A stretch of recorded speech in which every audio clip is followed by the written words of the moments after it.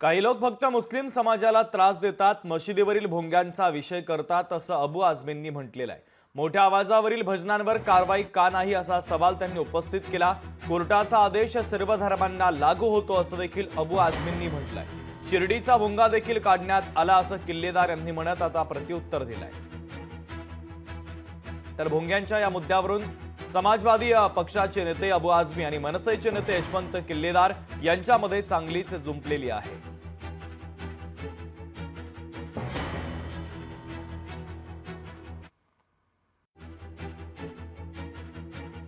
हम कभी complain नहीं करते। मैं यूपी जाता हूं ना, पूरी पूरी रात, बहुत सारे यूपी के बैठे होंगे यहाँ पे लोग, पूरी पूरी रात कीर्तन बजता है जोर जोर से।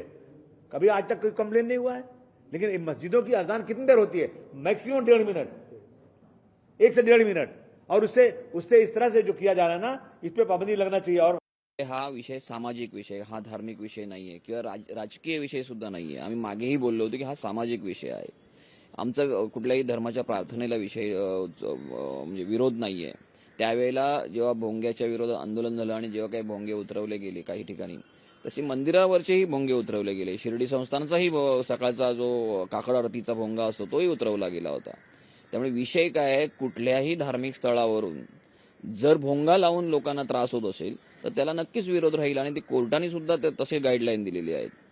मुळात अबू आझमींना आता मताच्या राजकारणासाठी निवडणूक समोर पाहून हे सगळं राजकारण करण्यासाठी हे पुन्हा हे असे विषय उकरून ते राजकारण करतायत।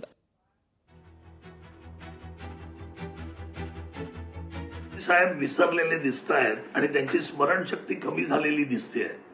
कारण गणपती उत्सव हा 10 ते 11 दिवसाचा असतो आणि या दिवसांमध्ये प्रत्येक मंडळांवर डीजेचा आवाज वाढल्याच्या केसेस ह्या होतातच।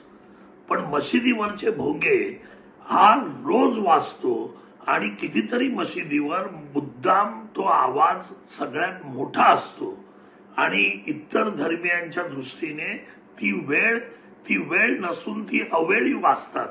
आणि म्हणून कोर्टाने सांगितलंय की डेसिबलच्या ठराविक लिमिटपेक्षा जास्त आवाज असेल तर ते भोंगे उतरवायला पाहिजे। लोकशाही मराठी ऐका, पहा, जागरूक रहा।